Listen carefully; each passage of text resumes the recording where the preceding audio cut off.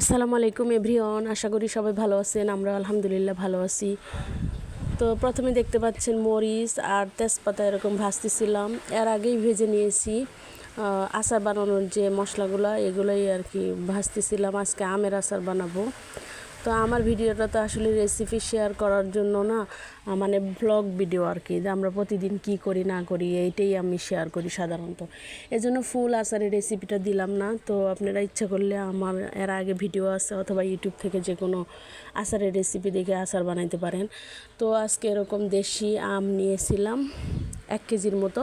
তো ওই দেশি আমগুলোকে সুন্দরভাবে কেটে ধুয়ে একদম লবণ পানি দিয়ে মাখিয়ে রাখছিলাম অনেকক্ষণ সময় পর্যন্ত।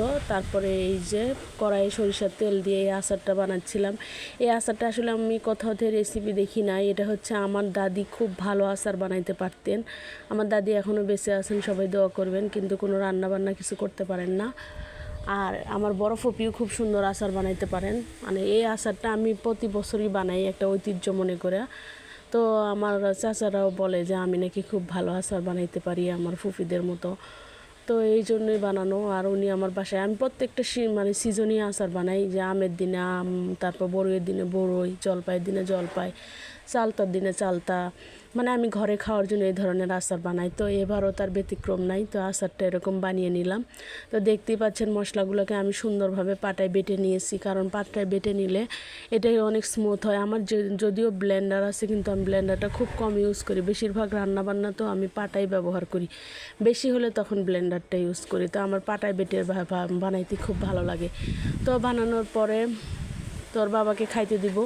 তো এই যে দেখতে পাচ্ছেন ভিডিওতে, যে কাকলেট বানাইছিলাম, ডিমের কাকলেট, মানে আস্ত ডিম ভাজি করে উপর দিয়ে মানে চালের গুঁড়া আর হচ্ছে ময়দা মিশিয়ে এক ধরনের ডো তৈরি করে ওইটার মধ্যে ভিজিয়ে ভিজিয়ে বানাইছি। আপনারা চাইলে এই রেসিপিটা আমি দিতে পারবো। এটা এত মজার, এত সুস্বাদু হয় যে বলার বাইরে। ওর বাবাকে তো আমি আজকে 3 দিন ধরে বানাই দিচ্ছি। ও 3 দিন ধরেই খুব মজা করে খাচ্ছে, বিকেলবেলা চার সাথে, অথবা এমনিও খায়। তো আমি আজকে ওইটা বানাইছিলাম। তো সবাই মিলে মজা করে খাচ্ছিলাম। ওর বাবা তো বলতেছিল এরকম নাস্তা হলে আর কিছুই লাগে না, খুব খুব মজা পাচ্ছিল। আসলে এই খাবারটা অনেক সুস্বাদু লাগে, আর তেলও খুব বেশি একটা লাগে না। আমার মেয়েরও পছন্দ। তো যেহেতু ছেলে বাসায় নাই, ছেলেকে দেখাইতে পারতেছি না। ছেলে অনেক দিন ধরে ঈদের পরে মাদ্রাসায় গেছে, আর বাসায় ফিরে নেই। এ পর্যন্ত আমার মনটাও একটু খারাপ, ভার ভার লাগে, ছেলে বাসায় নেই। তো আল্লাহর জন্য তো কষ্ট করতেই হবে, যেহেতু হেল্পস করতেছে। বাসায় বারবার আসলে হেল্পস করা একটু লেট হয়ে যাবে, এই জন্য ও আসতেছে না, হুজুরা বুঝাই ফেলছে। এই তো আমাদের খাওয়া দেখে বুঝতে পারছেন, একদম সব ফিনিশ করে ফেলছে। আমি একটু খাইছি, মেয়ে একটু খাইছে। এই তো, আর এখন হলো আচার টেস্ট করার পালা, যে আচার টেস্ট করে বলবে আসলে আচারটা কেমন হয়েছে। তো দেশি আমের আচার এমনি একটু মজা হয়, আর মাশাল্লাহ আমার আচার সবসময় টেস্টি হয়। আমার কাছে তো ভালো লাগে, যে খাই সেও বলে ভালো লাগে। এখন জানি না আপনাদের কাছে কেমন লাগবে। তো রেসিপিটা তো ফুল দেয়নি, যতটুকু দিছে এটাই, মানে রেসিপি এটাই, যে আমি পরে যে চিনি দিয়ে ওই কী বলে আমগুলোকে যখন মাখাচ্ছি, নাড়তেছিলাম, তো তারপরে লাস্টে এই মশলাটা, যে মশলাটা বানানো দেখছেন, ওইগুলো ছিটিয়ে দিয়েছি। তো এই তো আমার আচারটা রেডি হয়ে গেছে। তো ওর আব্বু তো একদম মুছে মুছে খাচ্ছিল। তো আচারটা দেওয়ার পরে তো মহা খুশি, বলতেছে আসলে অনেক মজা হয়েছে। আর দেখেন সরিষার তেল এত বেশি দেওয়া হয়ে গেছে, চিকচিক করতেছিল উপর দিয়ে, ক্যামেরার সাথে কেমন ডিসপ্লে করতেছিল।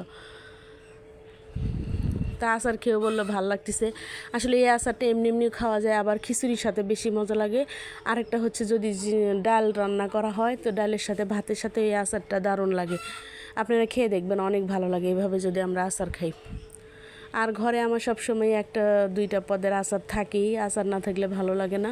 মানে অনেক সময় অনেক খাবারের রুচি না পাইলেও আচার খেলে ভালো লাগে। এই তো খাওয়া দাওয়া নাস্তা টাস্তা শেষ করে বিকালবেলা আমরা এই যে আমাদের বাসার পাশে যে নদী আছে, শীতলক্ষা নদী, নারায়ণগঞ্জের বিখ্যাত শীতলক্ষা নদী। এই নদীর পানি কখনোই শুকায় না, আপনাদের বলছি, সবসময় ভরা যৌবন থাকে। আর বর্ষাকালে তো একটু বেশি পানি হয়ে যায়। তো এটাতে এরকম লঞ্চ, স্টিমার সব কিছুই চলে। তারপরে বড় বড় কার্গো আসে, জাহাজ আসে চিটাগাং থেকে। তো এই নদীর পাড়ে সৌন্দর্য আমাকে সবসময় মুগ্ধ করে। তো মনে হলো আজকে একটু ঘুরে আসি, ভালো লাগবে হয়তোবা।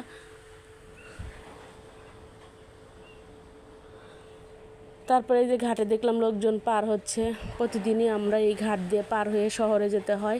ওর বাবার 2বার করে যেতে হয়, আমরা একবার গেলেই হয়। এই তো আমাদের ভিডিওটা কেমন লাগলো অবশ্যই বলবেন। ভালো লাগলে অবশ্যই লাইক কমেন্ট শেয়ার করে দিবেন ভিডিওটি। আপনাদের অনুপ্রেরণা আমাদেরকে নতুন ভিডিও তৈরি করতে সাহায্য করে, কষ্ট সার্থক হয় যদি আপনারা একটা লাইক দিয়ে আমাদেরকে উৎসাহ করেন। ওকে, ধন্যবাদ সবাইকে। আসসালামু আলাইকুম।